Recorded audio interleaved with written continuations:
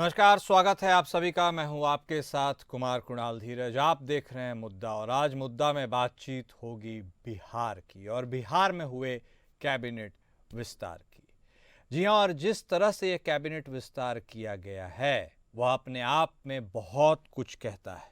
बिहार में सत्ता के भीतर खींचतान का इशारा बिहार कैबिनेट के विस्तार में देखने को मिला है। बिहार के राजनीतिक परिदृश्य में एक महत्वपूर्ण फेरबदल करते हुए नीतीश कुमार के नेतृत्व वाली सरकार ने अपने मंत्रिमंडल का विस्तार किया, जिसमें 7 नए मंत्री भारतीय जनता पार्टी से शामिल किए गए। यह कदम राज्य के शासन में बीजेपी के बढ़ते प्रभाव को रेखांकित करता है। इसके साथ ही बिहार के जटिल जातिगत मैट्रिक्स के भीतर एक नाजुक संतुलन बनाने का भी लक्ष्य रखता है। इन नए चेहरों के जुड़ने से नीतीश कैबिनेट में बड़ा बदलाव आया है, जिसमें अब 36 मंत्री शामिल हैं, जिसमें बीजेपी के पास अपने सहयोगी जेडीयू से ज्यादा हिस्सा है। वर्तमान में कैबिनेट में भारतीय जनता पार्टी के 21 मंत्री, जेडीयू के 13, हम पार्टी के 1 और एक निर्दलीय है जो स्वतंत्र है। पहले जहां जेडीयू ने बड़े भाई की भूमिका निभाई थी, अब यह समीकरण बदलता दिख रहा है। 2005 के बाद यह पहली बार है कि राज्य सरकार में बीजेपी ने जेडीयू को पछाड़ दिया है। रणनीतिक विस्तार और जातिगत राजनीति पर संभावनाओं की सियासत तलाशी जा रही है। चुनावी गणना और भविष्य के अनुमान पर भी चर्चा हो रही है कि एनडीए गठबंधन के भीतर नीतीश कुमार के राजनीतिक कद में कथित गिरावट की ओर इशारा करता है। मंत्रिमंडल में फेरबदल चुनावी कारणों से भी किया जा रहा है, क्योंकि बीजेपी चुनाव से पहले जातिगत समीकरणों को संतुलित करना चाहती है। इस मंत्रिमंडल विस्तार के 3 संकेत हैं। सबसे पहले, नीतीश कुमार अभी बीजेपी नहीं छोड़ेंगे। दूसरा, विधानसभा चुनाव समय पर होगा। और तीसरा, चुनावों में सीट बंटवारे में जेडीयू का पलड़ा भारी रहेगा। यह विश्लेषण गठबंधन के भीतर एक जटिल सौदेबाजी के खेल की ओर इशारा करता है, जिसमें नीतीश कुमार सत्ता के बदलते समीकरणों के बावजूद जेडीयू को मजबूत करने की कोशिश भी छुपी है।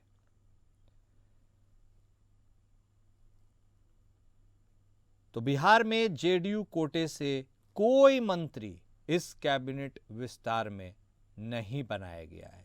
जितने भी मंत्री बने, यानी 7, वो सातों के सातों भारतीय जनता पार्टी के कोटे से बने हैं।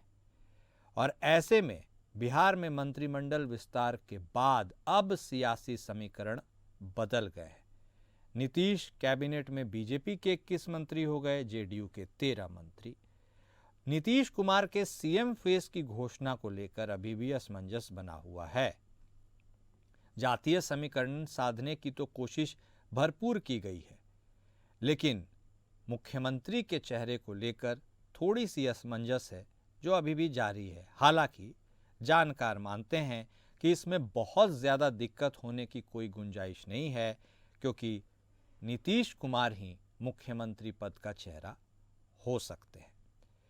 ऐसे में अब यह जो बात निकलकर सामने आई है कि इस साल अंत में चुनाव होने हैं बिहार में, और उसके पहले का यह कैबिनेट विस्तार, और उसमें बीजेपी के कोटे से तमाम मंत्री दिए जाने, और जेडीयू का हिस्सा इस बार इसमें नहीं है।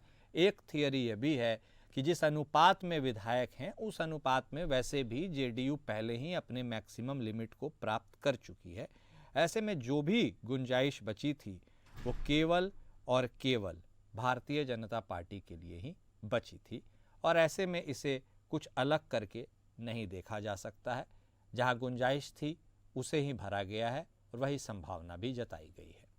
लेकिन जातिगत समीकरण साधने की भी एक अनूठी कोशिश इसमें की गई है। सवर्ण का भी ख्याल रखा गया है, और ऐसे में जो नीतीश कुमार के कोर वोट बैंक हैं उनका भी ख्याल रखा गया है। और क्या यही सबसे बड़ी कहानी है? क्या भारतीय जनता पार्टी अब वहाँ पर नीतीश की जो कोर वोट बैंक है उसे भी अपने पाले में करने में जुट चुकी है? क्या यह संकेत साफ है या अभी कुछ धुंधला सा है? ये वक्त तय करेगा। लेकिन जिसको जितनी सीटें मिलेंगी उसी हिसाब से बहुत सारी चीज़ें बिहार की राजनीति में निर्भर हो जाएगी। हालांकि नीतीश कुमार लाडले हैं, वह मुख्यमंत्री पद के लिए तमाम अक्रॉस पार्टी लाइंस सबसे लाडले हैं, इसीलिए कम विधायक होने के बावजूद भी वह मुख्यमंत्री बने रहते हैं। और बिहार में सत्ता को लेकर क्या यह कोई रसाकशी है, कोई खींचतान है, यह सब कुछ बेहद आसान है।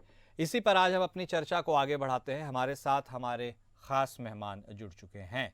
हमारे साथ जनता दल यूनाइटेड के तरफ से बतौर प्रवक्ता प्रतिभा सिंह जी जुड़ चुकी हैं। हमारे साथ भारतीय जनता पार्टी के तरफ से बतौर प्रवक्ता प्रीति शेखर जी भी जुड़ चुकी हैं। राष्ट्रीय जनता दल के तरफ से बतौर प्रवक्ता प्रमोद सिन्हा साहब भी जुड़ चुके हैं। आप तीनों खास मेहमान का स्वागत है। सबसे पहले प्रीति जी, शुरुआत आप ही से करते हैं। जिस छोटे भाई की भूमिका में आप हमेशा से रही हैं बिहार की राजनीति में, अंडर द लीडरशिप ऑफ मुख्यमंत्री नीतीश कुमार, ऐसे में अब लगता है कि वह छोटा भाई अब धीरे धीरे काफ़ी बड़ा हो गया है और अब अपने बड़े भाई की भूमिका में वह बहुत जल्द नजर आने वाला है। हालांकि जिस तरह से संकेत मिल रहे हैं, क्या इससे यह स्पष्ट होगा कि इस बार अंत में जो चुनाव होने वाले हैं बिहार में, उसमें आप एक बेहतर भूमिका में नजर आएंगे या अभी भी वही कहने को तो आप छोटे भाई हैं लेकिन बड़े भाई बन के ही काम करते रहेंगे? प्रीति जी। देखिए जहाँ तक आपको ऐसा महसूस हो रहा है कि मंत्रिमंडल में इस बार कल 7 माननीय विधायकों ने मंत्री पद की शपथ ली, तो आप सबों को जानकारी होगी कि अभी विधान सभा में जो इस दल की जो स्थिति है, हमारी भारतीय जनता पार्टी की 80 सीटें हैं, 80 हमारे सम्मानित विधानसभा के माननीय सदस्य वहां पर पहुंचे हुए हैं। तो आनुपातिक दृष्टिकोण से जिसकी जितनी वहां पर संख्या है दलों की, उस हिसाब से मंत्रिमंडल में उनको जगह मिली है। जो 7 सीटें जो भाजपा के ही कोटे में थी, सिर्फ उसका जो विभाग कई मंत्रियों के पास एक से ज्यादा थे, उसका बंटवारा हुआ है, यानी कि डिसेंट्रलाइजेशन ऑफ अथॉरिटी हुआ है। ये पहले ही होना था, लेकिन खरमास और उसके बाद नरेंद्र मोदी जी की सभा हो गई, उसके बाद और भी अन्य कारणों से फिर दिल्ली में बीच में चुनाव हो गया, तो उन कारणों से ये मामला कुछ अटक गया था। लेकिन कल क्लियर हो गया और आज तो सभी जितने लोगों ने कल शपथ ली है मंत्री परिषद की, सबको आज विभागों का बंटवारा भी हो रहा है, वो होने ही वाला है। तो कुल मिलाकर देखिए, इसमें जहां तक बात है बिहार विधानसभा में भारतीय जनता पार्टी और जदयू की, तो यह एक स्वाभाविक गठबंधन है हम लोगों का। और एनडीए का जो गठबंधन है वो बहुत मजबूत है और जिसका नेतृत्व आदरणीय मुख्यमंत्री नीतीश कुमार जी कर रहे हैं। हम लोग ने पहले भी कहा है, आज भी हम लोग कह रहे हैं कि माननीय मुख्यमंत्री नीतीश कुमार जी के नेतृत्व में ही 2025 का विधानसभा चुनाव लड़ा जाएगा। प्रीति जी, गठबंधन मजबूत है, लेकिन क्या यह गठबंधन मजबूर भी है? क्या आप मजबूरी की भूमिका में हैं? ऐसा इसलिए क्योंकि चूंकि आपने ही अभी कहा अनुपात के हिसाब से, तो अनुपात के हिसाब से तो मुख्यमंत्री भी आप ही का होना चाहिए। देखिए, जब हम लोग चुनाव में गए थे तो मुख्यमंत्री के चेहरे के रूप में नीतीश कुमार जी को ही सामने लेकर गए थे। तो जहां बातें स्पष्ट पहले से ही क्लियर होती हैं, वहां पर बाद में जाकर पलटने का स्वभाव ये भारतीय जनता पार्टी का नहीं रहा है। अगर हम पहले से कोई चेहरा तय किए होते, तब उस पर अगर हम पलट गए होते, तब आज कोई बात होती तो ज्यादा मुनासिब था। पलटना एक ऐसा शब्द है ना, आपने जो अभी से पलटने वाली शब्द को छेड़ा है, बहुत प्रासंगिक है बिहार की राजनीति के लिए। और इसीलिए जनता दल यूनाइटेड की प्रवक्ता प्रतिभा जी, आपका ही अब रुख करते हैं।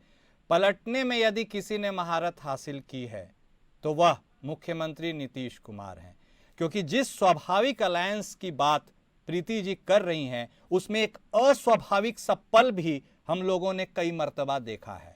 तो क्या इस बार सब कुछ स्वाभाविक ही रहने वाला है, या नीतीश बाबू के मन में कभी क्या हो जाए यह तो खुद किसी को पता नहीं रहता। प्रतिभा जी,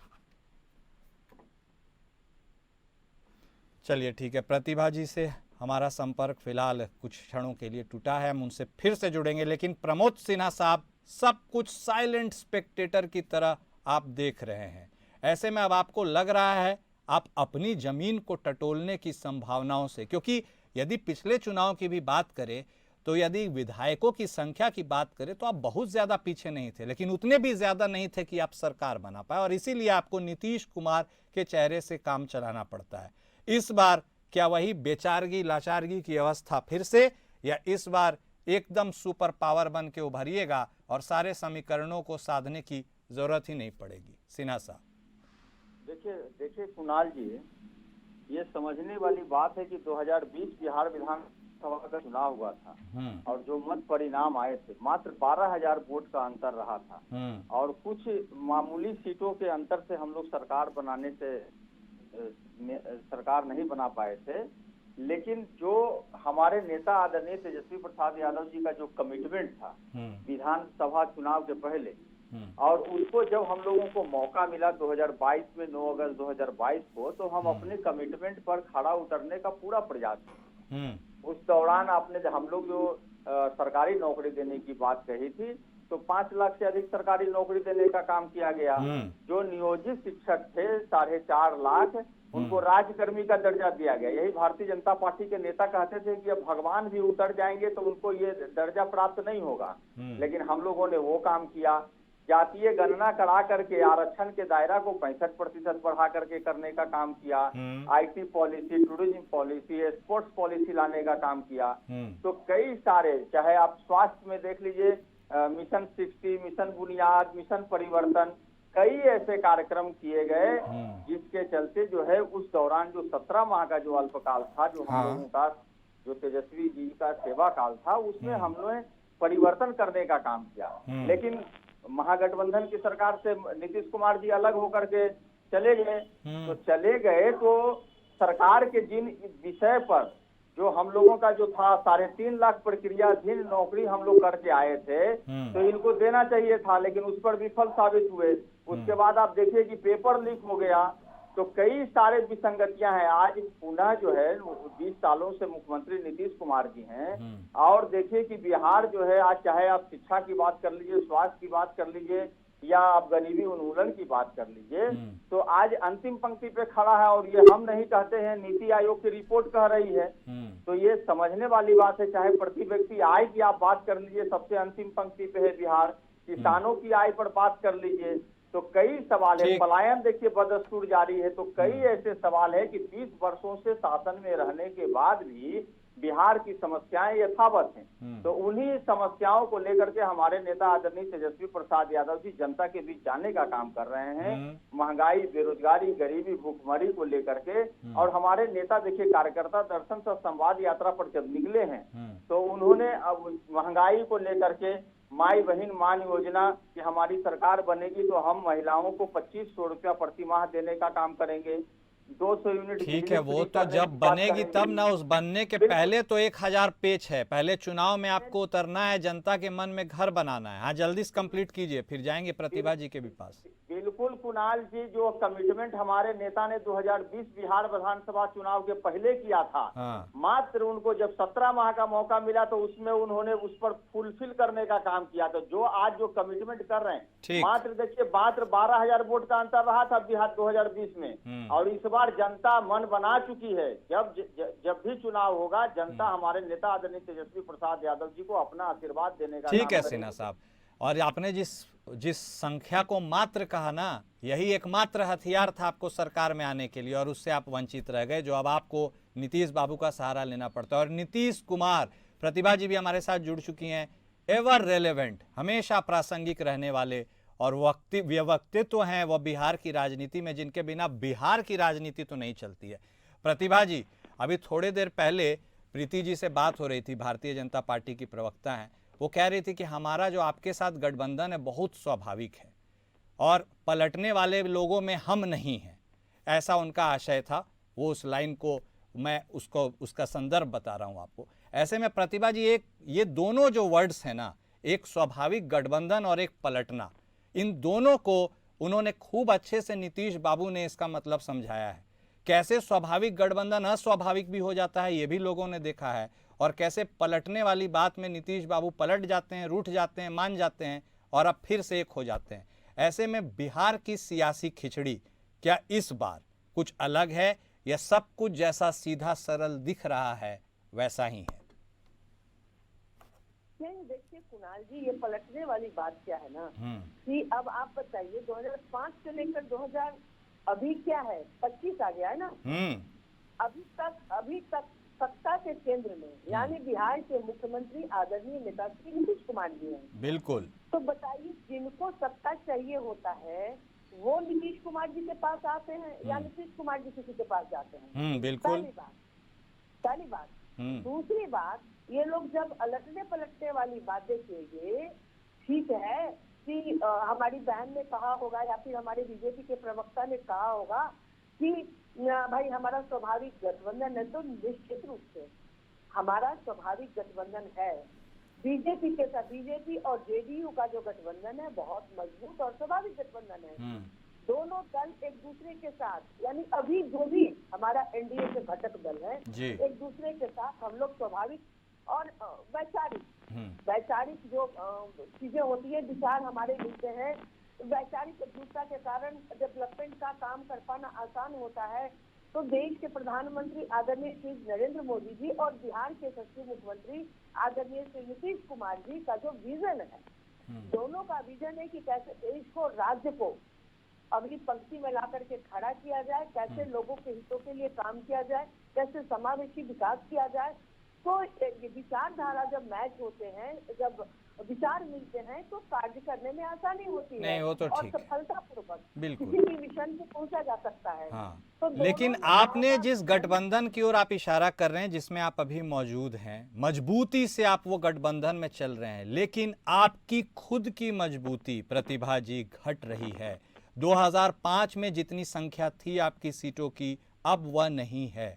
ऐसे में आपको क्या इस बात का भी इल्म है, डर कहीं मन में सता रहा है कि कहीं महाराष्ट्र वाला एपिसोड बिहार में ना हो जाए? कुणाल जी, देखिए, महाराष्ट्र की राजनीतिक पृष्ठभूमि और बिहार की राजनीतिक पृष्ठभूमि दोनों में बहुत डिफरेंस है। और रही बात डर की, तो हमारे नेता आदरणीय श्री नीतीश कुमार जी ने बिहार के लिए इतना काम किया, बेपटरी बिहार को उन्होंने पटरी पर ला करके जिस तरीके से विकास का एक मिसाल कायम किया है उन्होंने पूरे देश के अंदर। बिहार वो पहला राज्य है जहाँ की योजनाएं बनती है, इम्प्लीमेंट होती है और उसको पूरा देश फॉलो करता है। तो हमें कहीं से भी डर नहीं है। बिहार की जनता इतनी समझदार है कि जिस तरीके से नीतीश कुमार जी ने डेवलपमेंट का उन्हें स्वाद सिखाया है, तो हम क्यों करेंगे? भाई, बिहार की जनता अपने मुद्दों पर इन्हें सरकार में वापस लाएगी, अपने हितों की रक्षा के लिए, अपने बच्चों की रक्षा के लिए, अपने बच्चों के भविष्य के लिए, बिहार के भविष्य के लिए आदरणीय नेता श्री नीतीश कुमार जी को नेतृत्व फिर से देगी। और यही जो फिर से देगी, जो आप जितना आश्वस्त हैं, इसी को थोड़ा कैरी फॉरवर्ड कर लेते हैं प्रीति जी के पास। देखिए प्रीति जी, जेडीयू आश्वस्त है, फिर से आप मौका दीजिएगा तो दे दीजिए मौका। मांग तो रही है जेडीयू, मुख्यमंत्री के चेहरे का प्रोजेक्शन के ऊपर मुहर भी लगा दीजिए। क्या वह होगा इस आगामी विधानसभा चुनाव में? इतना सरलता से हो जाएगा इसलिए कि आप चाहते हैं, या फिर इसलिए कि सेंटर में भी नीतीश बाबू जरूरी हैं? प्रीति जी। कुणाल जी, इसमें कोई संशय ही नहीं है कि माननीय मुख्यमंत्री नीतीश कुमार जी हमारे चेहरा नहीं होंगे, इसमें कोई संशय नहीं है। वो रहेंगे। इसमें हर पार्टी एनडीए की मजबूती से बिहार में इस बात को सकारात्मक रूप से आगे बढ़कर कह रही है कि 2025 में नीतीश कुमार जी के नेतृत्व में बिहार एनडीए चुनाव लड़ने जा रहा है। पहली बात। दूसरी बात यह है कि आज पूरे देश में कई राज्यों में आप देखेंगे कि कई हमारे मुख्यमंत्री हुए।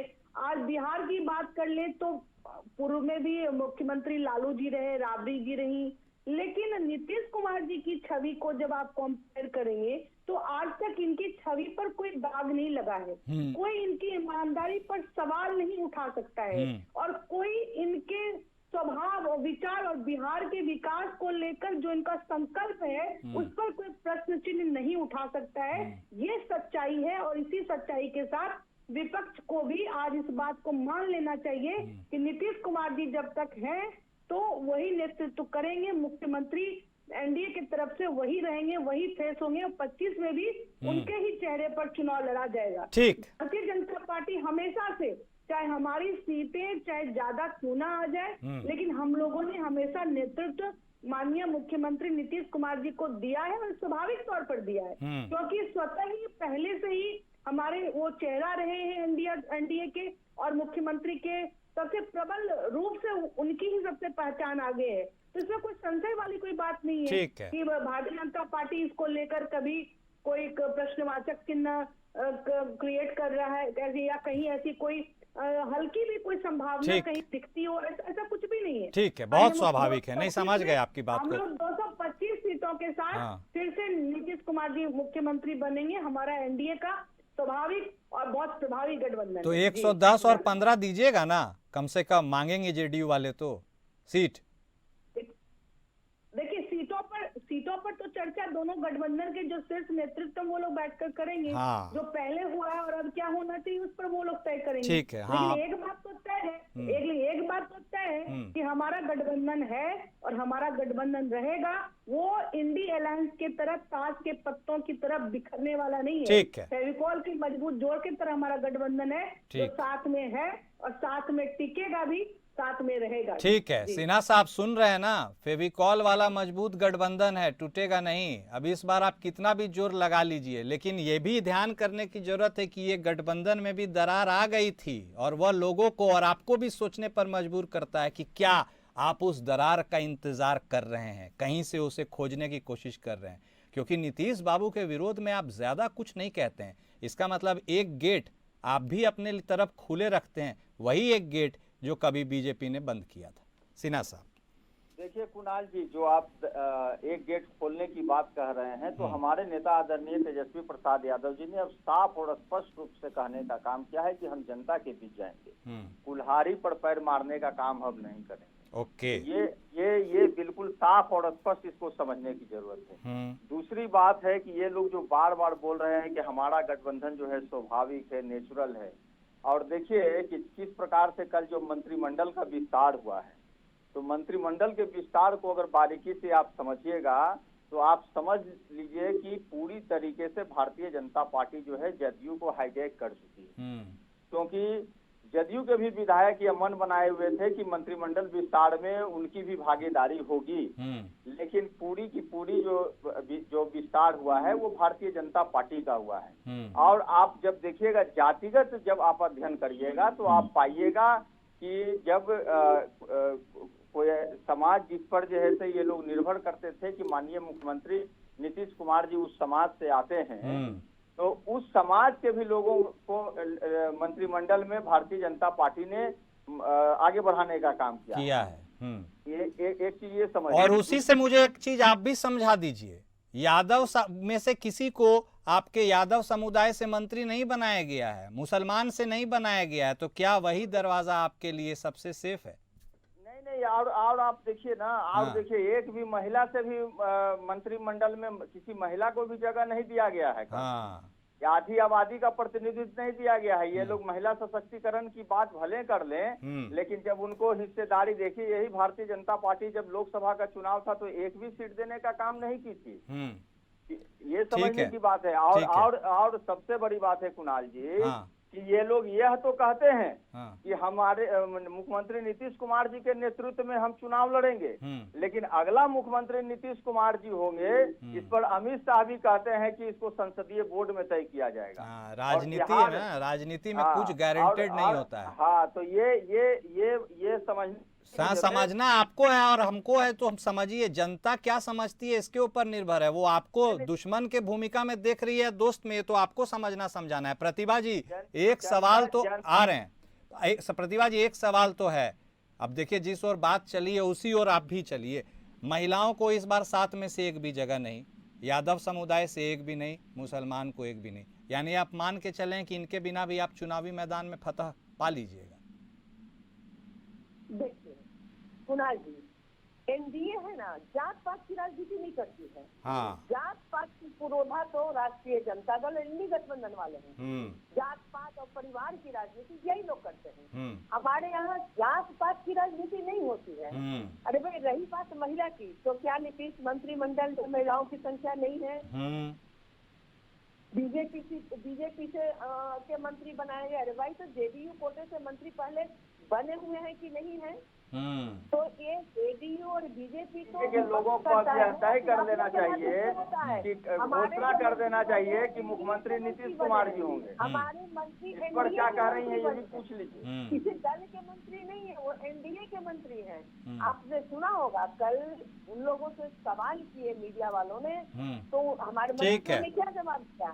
कि मैं किसी दल का नहीं हूँ, बल्कि मैं एनडीए का मंत्री हूँ। एनडीए के मंत्री के पद में शपथ लेना, दल से दलगत राजनीति से ऊपर की राजनीति है। देखिए, आप लोग सबको सुना, हाथ उठा रही थी प्रीति जी भी। प्रीति जी, समय बहुत कम है, संक्षिप्त में जो बोलना है बोलिए। देखिए, बिहार में एनडीए के नीतीश कुमार जी के कैबिनेट में हर चीज का सम्मिश्रण है। बिहार के उत्तर से लेकर दक्षिण तक, महिला से लेकर पुरुष तक, पिछड़ा, सवर्ण, अति पिछड़ा और अनुसूचित जाति, सबका सम्मिश्रण है। ये कोई भी ऐसा वर्ग नहीं है जो कि इस मंत्रिमंडल में स्थान पाने से चूक गया हो। यानी कि समदर्शी और संभाव के दृष्टिकोण से माननीय मुख्यमंत्री जी ने इस कार्यकाल के तीसरे कैबिनेट का विस्तार किया और है। यही बिहार की सबसे बड़ी मजबूती, नहीं सही कह रही हैं आप, और यही बिहार की सबसे बड़ी मजबूती और मजबूरी भी है कि सबको प्रतिनिधित्व करना है, और उसके बिना बिहार की राजनीति में आपका कोई गुजारा भी नहीं है। ये देखना और समझना बहुत दिलचस्प है। बहुत शुक्रिया आप तीनों खास मेहमान का हमारे साथ जुड़ने के लिए, अपना वक्त देने के लिए। तो देखिए, बात बिहार की कर रहे हैं, हालांकि अंजाम तो अभी दूर है, लेकिन शुरुआत, आरंभ हो चुका है, और इन चीज़ों को दर्शाता है कि आने वाले कुछ समय में बिहार की राजनीति किस करवट बैठेगी, या जिस तरफ चली जा रही है वही, या बिहार में कभी भी कुछ भी हो सकता है, इससे भी इनकार नहीं किया जा सकता। मुद्दा में मेरे साथ आज बस इतना ही। नमस्कार।